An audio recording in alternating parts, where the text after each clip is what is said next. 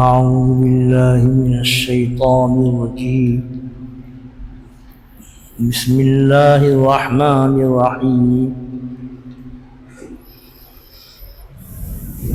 قل أعوذ برب الناس ملك الناس إله الناس من شر الوسواس الخناس الذي يوسوس في صدور الناس من الجنة والناس صدق الله العظيم وصدق رسوله النبي الحبيب الكريم ونحن على ذلك من الشاهدين والشاكرين والحمد. یہ قرآن کریم کی آخری صورت ہے، سورۃ الناس. خاص سلسلے میں نازل ہوئی. اللہ کے نبی صلی اللہ علیہ وسلم پر یہود نے جادو کرا دیا تھا، اس کو ہٹانے مٹانے کے لیے حضرت جبرائیل علیہ السلام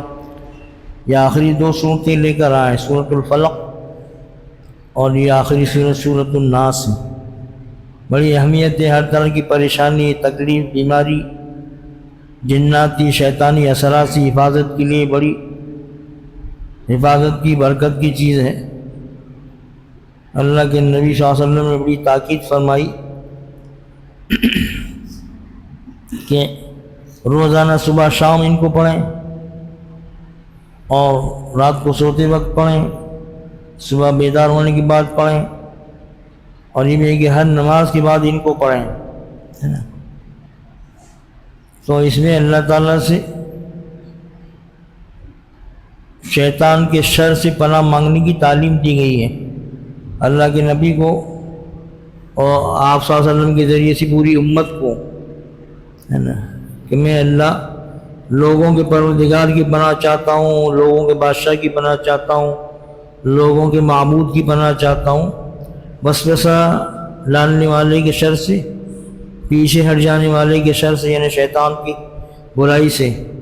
الذی یوسوس فی صدور الناس، جو لوگوں کے دلوں کے اندر وسوسے ڈالتے، برے خیالات پیدا کرتا ہے. پھر فرمایا من الجنۃ والناس، یہ وسوسہ اور برے خیالات کے ذریعے سے بھٹکانے والے انسانوں میں سے ہوتے ہیں اور جنوں میں سے بھی ہوتے ہیں، ہے نا. تو جو بھلائی کے راستے سے ہٹا کر برائی کے راستے پر، گناہ کے راستے پر چلنے کا مشورہ دیتا ہے، تو شیطان تو نظر نہیں آتا، وہ دل کے اندر خیالات ڈالتا ہے. جیسے مچھر سونڈ سے کاٹتا ہے، ایسے ہی وہ دل کے پیچھے بیٹھا رہتا ہے. جب آدمی نماز اللہ کی یاد سے غافل ہوتا ہے تو وہ وسوسہ ڈالنا شروع کرتا ہے، اور جب اللہ کو یاد کرتا ہے، ذکر کرتا ہے، تو وہ ہٹ جاتا ہے، اس لیے کہ اللہ کے ذکر سے گھبراتا ہے وہ، ہے نا. تو وسوسے تین طرح کے ہوتے ہیں. ایک تو ایمانیات سے متعلق وسوسے،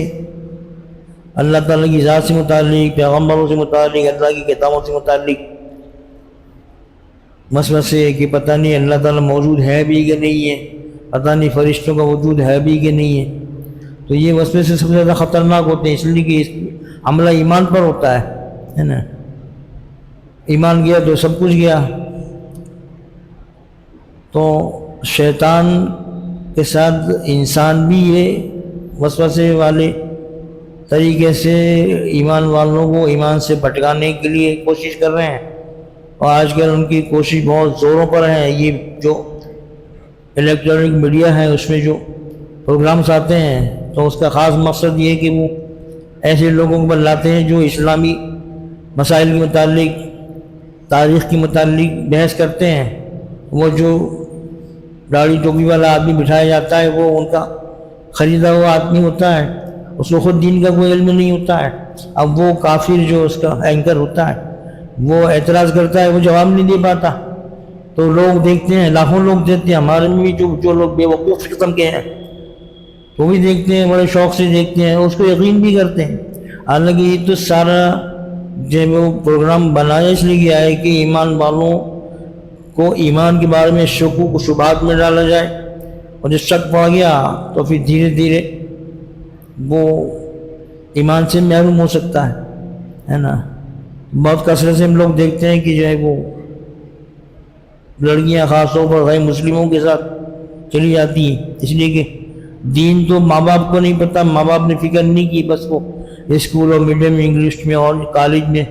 وہاں پھر کافی لوگوں کی صحبت میں آتی ہیں، پھر وہ ہم تو غافل ہیں لیکن وہ غافل نہیں ہیں، وہ ان کے یہاں منظم پورا اس کا پروگرام ہے کہ بھئی لڑکیوں کو کیسے پھنسانا، لالچ دینا موبائل کا، گاڑی کا، اور اس کو پھنسا کر پھر جو ہے وہ محبت کی جال میں، اور محبت کچھ نہیں تو شکار کرتے ہیں اس طرح سے، پھر جو اس کو خراب کرتے ہیں، اس کی عزت خراب کرتے ہیں، یہ نہیں اس کو جان سے مار دیتے ہیں اس کو، اور پھر اس سے آگے یہ کہ پھر اس کے جو باڈی کے پارٹس ہوتے ہیں اس کو بیچتے ہیں، ایک ایک گردہ 20-20 لاکھ روپے میں بکتا ہے، ویسے اور چیز بکتی ہے، تو ایک باڈی کے پارٹ سے کروڑوں روپے کماتے ہیں، بڑی زوروں سے یہ دھندا چل رہا ہے، اور ہم جو ہیں ہم کو یہ سب معلوم نہیں ہے، جو معلومات رکھتے ہیں وہ بتلاتے ہیں، تو ان ٹی وی کے پروگرامز کو دیکھنا یہ اپنے ایمان کو خطرے میں ڈالنا ہے نا، تو کسی عالم کی صحبت میں رہنے اس سے تو پوچھنے کی توفیق نہیں ہے، اور یہ پروگرام رات دن دیکھتے ہیں تو اس کے ذریعے سے جو زہر دماغ میں ڈالا جاتا ہے وہ رات دن جب اندر آئے گا تو پھر وہ خود اعتراض کرنے لگے گا، ہے نا، کہ عورتوں کے لیے پردہ کیوں رکھا ہے، یہ 3 طلاق کیوں رکھی، یہ سب ڈبیٹ ٹی وی پر ہو چکے ہیں، ہوتے رہتے ہیں اس طرح کے۔ تو ہمارا جو ایمان ہے وہ بہت قیمتی چیز ہے، اس کی حفاظت کی ضرورت ہے، اور اس کی حفاظت یہ ہے کہ ایسی چیزوں سے اپنے آپ کو دور رکھا جائے، اپنے آپ کو بچایا جائے جو کہ ایمان کے لیے خطرے کا باعث ہے۔ دوسری قسم کے وساوس وہ ہیں کہ جو گناہ سے متعلق ہوتے ہیں، فسق و فجور سے متعلق ہوتے ہیں، ہے نا، وہ آدمی کا خیال آتا ہے کہ میں چوری کر لوں، یا میں زنا کر لوں، یا بدنگاہی کر لوں، یا قتل کر لوں۔ ایک آدمی جو اس ماحول میں رہ چکا ہے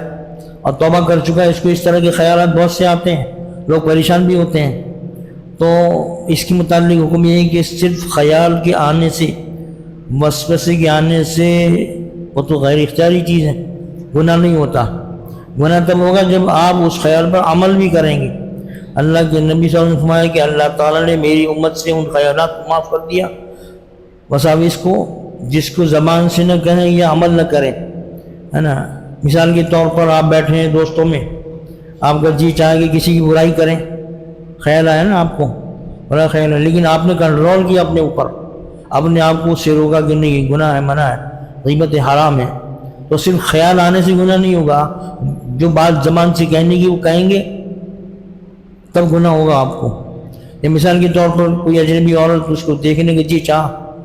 شیطان نے وسوسہ ڈالا، ہے نا،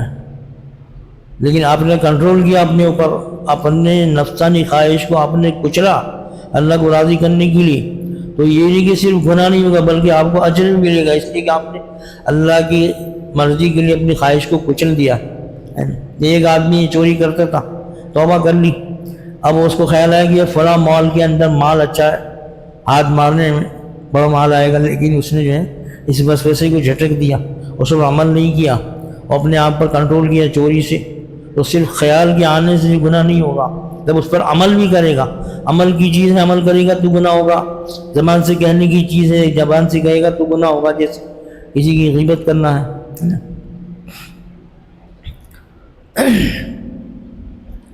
اب جو ہے اس سے بچنے کا طریقہ کیا ہے؟ اس سے بچنے کا طریقہ یہ کہ ہم اپنے ماحول کو سدھاریں، ایسے لوگوں کے صحبت سے دور رہیں کہ جو خود دین پر عمل نہیں کرتے، خود سستی کرتے، لاپرواہی کرتے نماز میں، دوسرے دین کے احکام کے اندر۔ اب ایک مطلب کبھی ایسا ہوتا ہے کہ آدمی خود دیندار ہے لیکن کبھی مزے کے لیے، چاشنی کے لیے دوسرے لوگوں کے پاس بیٹھ جاتا ہے کہ چلو یار ذرا گپ شپ کریں گے، وہاں ایسی بات سن لیتا ہے نا، تب کہ وہ اس کی ٹک ٹک کرنے لگتا ہے، اس کا دماغ بھی گائے آپ چلو پکنک پر جائیں، اب پکنک پر چلا گیا تو وہاں پہ گانے بجانے اور جو بھی کچھ خرافات ہوتی ہے تو وہ اپنی اس سے دینداری کی مزاج میں فرق آ جاتا ہے اس کے، ہے نا۔ تو اس کا لحاظ کرنا بہت ضروری ہے، ایسے ماحول سے اپنے آپ کو بچائیں اور ایسے کاموں سے اپنے آپ کو بچائیں کہ جس سے ایمان کمزور ہوتا ہے، وساوس آتے ہیں، خطرات پیدا ہوتے ہیں۔ تیسری قسم وساوس کی وہ وساوس ہیں جو بے موقع آتے ہیں، ہے نا۔ بھائی وسوسہ گناہ نہیں ہے تو غیر اختیاری چیز ہے، تو وہ مثال کے طور پر نماز شروع کی آپ نے، اللہ اکبر کہا اور پہنچ گئے دکان پر، دماغ چلا گیا دکان پر، اللہ اکبر کہ نماز شروع کی، گھر پہنچ گئے، بیوی سے باتیں ہو رہی ہیں، تو بھائی دکان کے بارے میں سوچنا گناہ نہیں ہے، بیوی کی بات کرنا گناہ، لیکن نماز میں بے موقع، نماز تو اللہ سے بات کرنے کا موقع ہے، راز و نیاز کرتا ہے اللہ تعالیٰ، یا اللہ آپ بڑے مہربان ہیں اور میری مدد کیجئے، مجھے ایک راستے پر چلائیے، تو اللہ سے بات کرنے کی وجہ آپ وہاں پہنچ گئے، تو یہ بے موقع جو خیال ہے نا وسوسہ، یہ نامناسب ہے، اس سے بھی بچنے کی کوشش کرنا چاہیے۔ اس کے بچنے کا طریقہ کیا ہے اور یہ وسوسے کیوں آتے ہیں، ہے نا؟ اب مثال کے طور پر کسی کو ہانگ کانگ جانا ہے تھا سفر کا، اب نماز شروع کی تو پورا سفر جو ہے ہانگ کانگ کا نماز کے اندر ہو گیا۔ ایک مرتبہ جو ہے کہیں پر نماز 4 رکعت میں اختلاف ہو گیا کہ 4 ہوئی یا 3 ہوئی، ہے نا؟ تو ایک آدمی نے بڑے وثوق سے کہا کہ بھائی 3 رکعت ہوئی ہے، لوگوں نے سے کہا بڑا دھیان سے نماز پڑھتا ہے، تو کہا کہ آپ اتنے یقین سے کہہ رہے ہیں، تو کہنے لگے میری 4 دکانیں ہیں، 4 رکعت میں 4 دکانوں کو حساب کر لیتا ہوں، آج 3 دکانوں کو حساب ہوا، سلام پھر گیا، تو مطلب 1 رکعت کم ہوئی ہے نا؟ تو یہ تو حال ہے ہماری نمازوں کا، ایسی نماز پڑھتے ہیں ہم، پھر جو سمجھتے ہیں کہ جو ہے وہ ہم 7ویں آسمان پر پہنچ گئے، ہے نا؟ ہماری نماز کیسی ہے وہ اللہ ہی جانتا ہے۔ ٹیپ ریکارڈ ہوتا ہے نا، اپنے سیٹ دبا دیا تو وہ زبان چلنے لگتی ہے، الحمدللہ رب العالمین سبحانک اللہم و بحمدک، اور دل کہیں پہنچا ہوا ہے، دماغ کہیں پہنچا ہوا ہے، اس سے اتنے پیسے لینا ہے، اس کو یہ پیمنٹ کرنا ہے، مال یہاں سے اٹھانا ہے، مال وہاں پر پہنچانا ہے نا؟ تو یہ وسوسے والی نماز کیوں ہے؟ یہ کیوں ہوتا ہے؟ اس لیے کہ نماز پر ہم نے محنت نہیں کی، جیسی محنت نماز کے اندر دھیان کے لیے کرنا چاہیے وہ محنت ہم نے نہیں کی، اس وجہ سے جو ہے وہ نماز کے اندر دھیان، جس کو خشوع اور خضوع کہتے ہیں عربی کے اندر، دل لگا کر نماز پڑھنا، تو دنیا کی کوئی چیز ہو چاہے آخرت کی کوئی کیفیت ہو، ایمان کی مضبوطی نماز کے اندر خشوع و خضوع بغیر محنت کی حاصل نہیں ہوتی، ہے نا؟ ہمارا مفتی احمد صاحب بڑے مفتی ہیں، اور انہیں کی درس قرآن سے ہم یہ پڑھ کر آپ کو سنانے کی کوشش کرتے ہیں، تو وہ فرمانے لگے کہ پاس کے شہر میں نوساری گجرات میں ایک ہمارے ملنے والے ہیں، ان کی بڑی دکان ہے کپڑے کی، مشہور ہے، تو وہ بڑے شوق سے اپنے حالات بتلاتے ہیں، وہ بتلاتے ہیں کہ میں تو فٹ پاتھ پر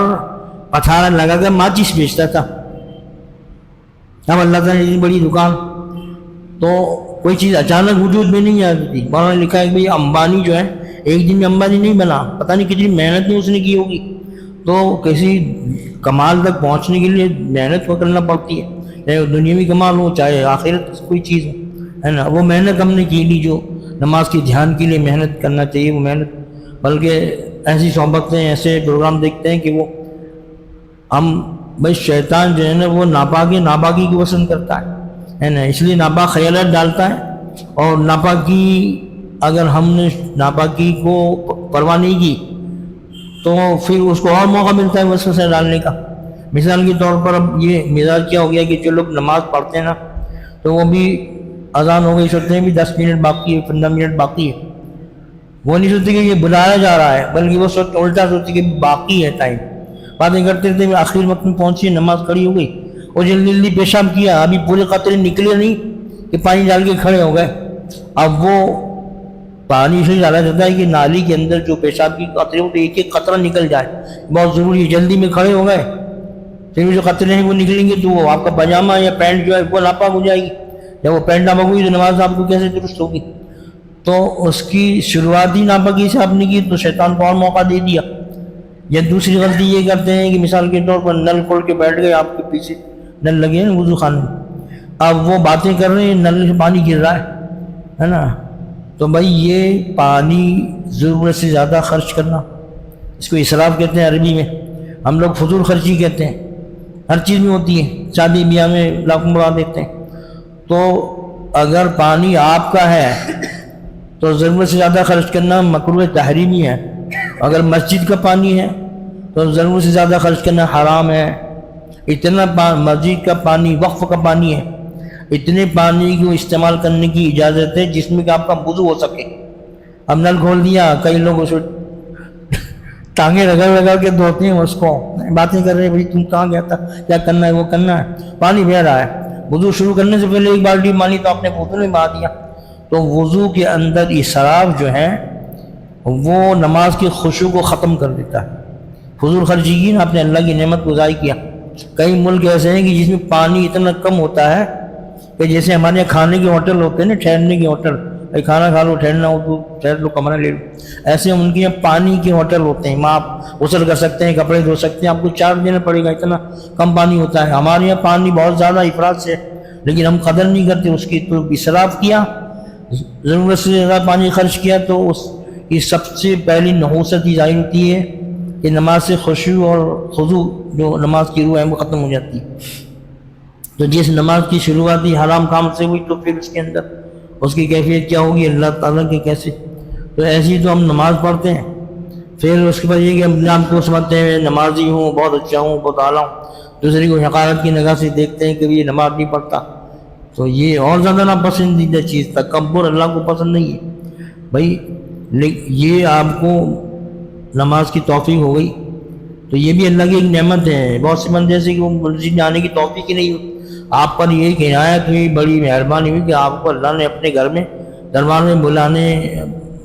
لے آیا اللہ تعالیٰ، کہ اللہ کی توفیق سے اس کا شکر ادا کرنا چاہیے، ہے نا، اور پورے دھیان سے نماز پڑھنے کی کوشش کرنا چاہیے، اس لیے کہ خشوع و خضوع سے نماز پڑھیں گے تو اس کے اندر وزن ہوگا جو اللہ کے مقبول ہوگی۔ اب ہمارا حال تو یہ ہے کہ نماز شروع کی اور دل کہیں، دماغ کہیں، کہیں کے خیالات آ رہے ہیں، اس لیے کہ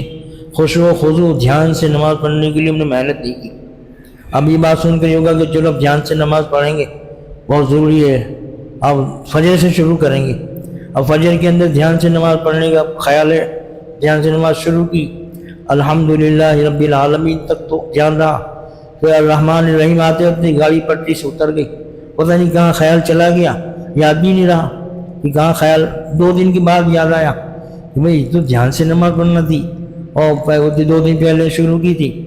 تو الحمدللہ رب العالمین کے بعد دھیان پٹک گیا، کوئی حرج نہیں، غلطی ہو گئی لیکن لگے رہو، ہے نا، پھر کوشش کریں گے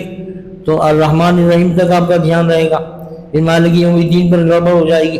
لیکن لگے رہنا ہے اس کے اندر، آپ لگے رہیں گے انشاءاللہ تو اللہ تعالیٰ ایک دن آپ کو پوری دھیان کے ساتھ نماز پڑھنے کہ یہ سعادت عطا فرمائے گا۔ حضرت علی رضی اللہ تعالیٰ عنہ جو حضور سے کیا رشتہ ہے، حضرت علی کا، حضرت علی کا رشتہ کیا ہے حضور سے؟ داماد اور چچا زاد بھائی بھی ہے۔ تیر لگا، اب تیر تو ایسا ہوتا ہے نا، یہ نوک ہوتی ہے، گھس جاتا ہے نا، تو گوشت کے اندر پیوست ہو جاتا ہے، پھر اس کو کھینچیں گے نا تو پھر وہ نوچ کے تو تکلیف ہوتی ہے بڑی، تو کسی نے کہا کہ جب یہ نماز پڑھنے لگے تب نکالنا، اور حضرت علی نماز پڑھنے لگے ان لوگوں نے تیر نکال لیا، لیکن اتنا خشوع و دھیان تھا کہ نماز کے بعد دیکھا کہ لوگوں نے کہا کہ تم تیر نکالنے کے لیے آئے ہو کیا؟ تو کہا کہ تیر ہم نکال چکے، اتنی دھیان والی نماز تھی۔ ہمارے نبی پاک علیہ الصلوۃ والسلام ایسی نماز پڑھتے تھے، تہجد کی نماز، فرض نماز تو آپ پڑھاتے تھے تو وہ ہلکی پڑھاتے تھے، یعنی جو مصنون قرات ہیں جو امام لوگ کرتے ہیں وہ، آپ نے کہا کہ بھائی کوئی امامت کرے تو اس کو چاہیے کہ ہلکی نماز پڑھائے، اس لیے کہ اس میں بیمار بھی ہوتے ہیں، عورتیں بھی ہوتی ہیں، بچے بھی ہوتے ہیں، حاجت مند بھی ہوتے ہیں۔ آپ صلی اللہ علیہ وسلم کے ساتھ خواتین بھی پیچھے نماز پڑھنے کے لیے آتی تھی، تہجد میں بہت لمبی نماز پڑھتے تھے، یہاں تک کہ حضرت عائشہ فرماتی کہ اتنا لمبا سجدہ کرتے تھے کہ میں سوچتی تھی کہ روح تو نہیں نکل گئی آپ کی، اور پیروں میں ورم آ جاتے تھے، پیر آپ کے پڑ جاتے تھے، اتنی لمبی نماز پڑھتے تھے۔ تو آدمی کو جس چیز کا شوق ہوتا ہے نا، اس میں دل لگتا ہے تو اس میں کوئی وسوسہ نہیں آتا۔ مثال کے طور پر جو کرکٹ کے شوقین ہوتے ہیں اور کرکٹ کا میچ آ رہا ہے تو ان کو وہ میچ دیکھنے کے دوران کوئی خیال نہیں آتا ادھر ادھر کا، اس لیے کہ جو کسی چیز کو دیکھنے کے لیے جو توجہ کی ضرورت ہے 100% توجہ سے اس کو دیکھتے ہیں، اس لیے کوئی خیال آتا ہی نہیں ان کو، ہے نا۔ اور اگر قرآن لے کے بیٹھے تو اس میں جی نہیں لگ رہا ہے تو وہ 10% جو ہماری توجہ قرآن کی تلاوت کی طرف ہوتی ہے اور 90% جو باقی ہے نا تو وہ خالی نہیں، تو وہ 90% جو ہے توجہ وہ اپنا راستہ ڈھونڈ لیتی ہے، اور وہ کیا خیالات آتے ہیں اس کو، ہے نا، آدمی بھائی فلاں سے مل رہا ہے، فلاں سے مل رہا ہے، اور آدھا پارا پاؤ پارا ہوا نہیں کہ چلو بعد میں پڑھ لیں گے، ہے نا، یہ نماز کا حال ہے ہمارے، ہے نا۔ تو ہر چیز کے لیے محنت کی ضرورت پڑتی ہے، محنت کریں انشاءاللہ